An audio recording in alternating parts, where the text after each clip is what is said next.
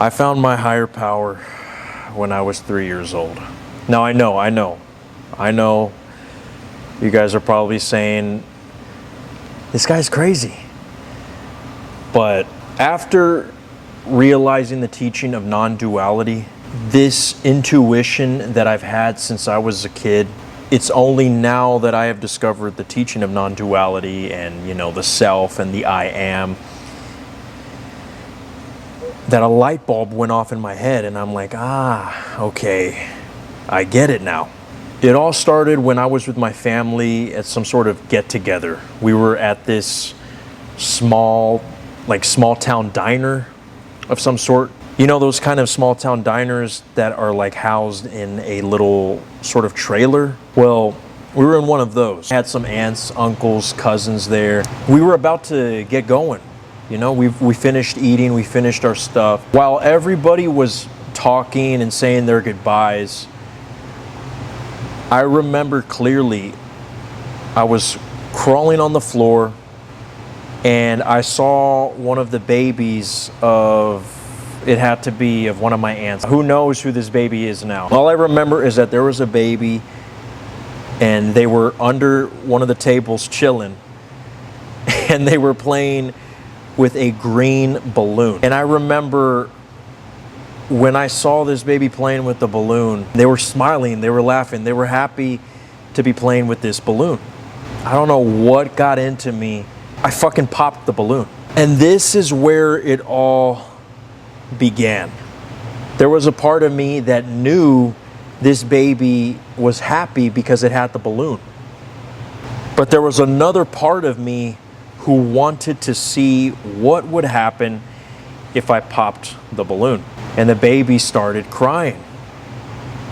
Now, I can't remember exactly if, the parent took a hold of the baby or whatever, but all I remember is that I didn't apologize, but inside there was a big, loud voice in me telling me, what the fuck did you just do?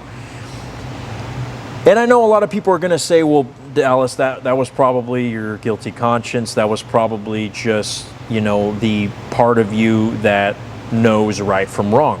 After that moment, I started recognizing that voice very loud for the rest of my life. Back then, we didn't have Reddit or the internet to, talk about these things. And of course, we didn't have YouTube. So all I had was this understanding at the wee age of 3 years old that there's a part of me that does things and there's a part of me that is aware of the things that I do. But the same voice that asked me, why did you pop the balloon, Dallas? It did not seem like the same person who wanted to pop the balloon. But the same voice that asked me, why did you pop the balloon, Dallas? It did not seem like the same person who wanted to pop the balloon. And there was an awareness, a strong, obvious awareness that was aware of those two dualities. I'm 28 years old. This was 25 years ago. So for 25 years of my life, I had this separate, what felt like a separate entity, but I always thought maybe it was just my mind playing tricks on me. But now that I know the teaching of non-duality, I realize, holy shit, I was able to separate the ego from my awareness at such an early age. But it doesn't stop there. Because you see, at a very early part of my childhood, I noticed that I seemed very different from the other children. Even to the point where they would look at me like I was an alien sometimes. And it wasn't because of this big ass forehead, no. Surprisingly enough, it wasn't because of that. It was because I just gave off this vibe of difference. I would have so many people telling me of how different I was.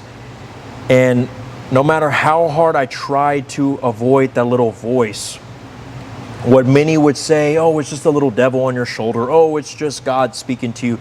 No, it was, in reality, me.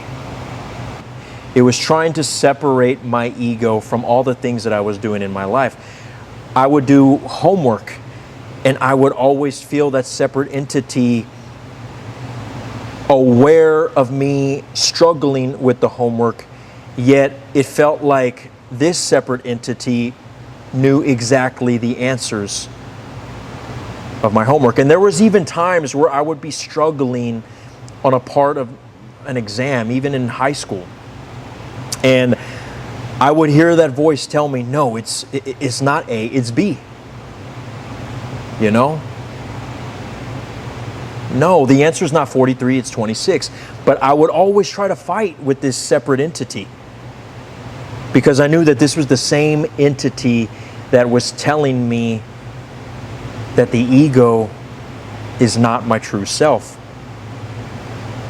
But I grew up loving the ego. I grew up loving this part of me that was very humorous, that was the class clown, that wanted to be a people pleaser, because I always was this guy who wanted to be on everybody's good side, you know, and we'll make a separate video for that. But this separate entity was aware of all the fakeness that I had ever since I was a child.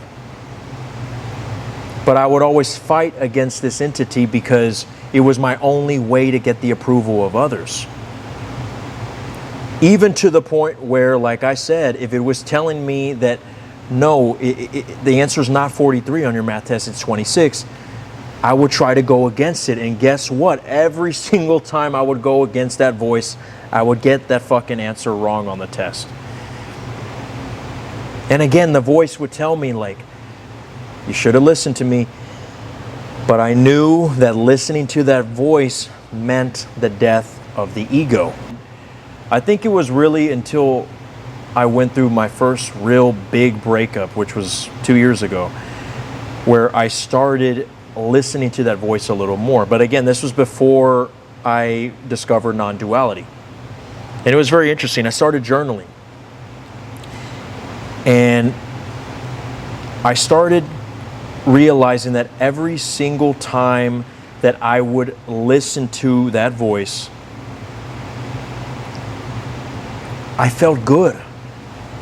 I felt this peace. I felt this part of me where, I mean, you know that feeling, guys, where you meet a friend and while all these other acquaintances of you are fake, there's that one friend that just gets you. And you go home feeling good. You go home feeling understood. And that's how I felt when I finally started listening to that voice, where it would tell me, you got to start working out. You got to stop talking to that girl. You got to stop this bad habit in your life. And I started journaling all the things that this voice was telling me. And I have notes on my phone of all the things he was telling me. I'm put it on the screen right here. And when I started getting in the habit of listening to what the voice was saying,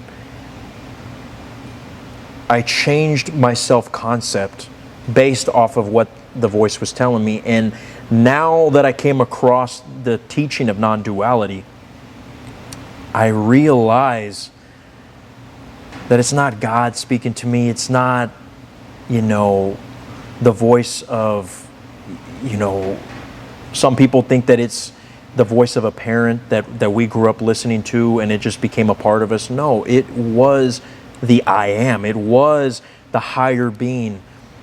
I was able to realize that there is a separation between the things that we do, which is the ego, and that awareness, the one behind. Like Rupert Spira says, what we see in our experience, our perceptions, the sound, smell, sight, all the things that we perceive are just the experience around us. But the one who sees, our thoughts, the fact that there was one watching those two entities, and I'm able to talk about it in a video right now, and I was aware of that at age 3, says that I was aware there was an observer this whole time. But I didn't want to listen to it because this observer always knew better. 2, 3. I know that's a crazy,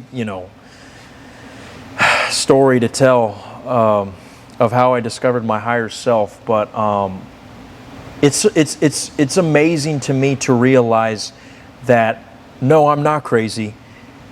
That voice has been me this whole time.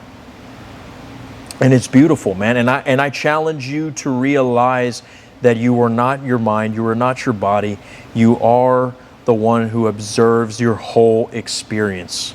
You are not your emotions. If you're depressed, you are not that depression. You are the one who perceives everything, including the fact that you are aware that you are depressed. Whatever it is that is aware of that depression is your true self.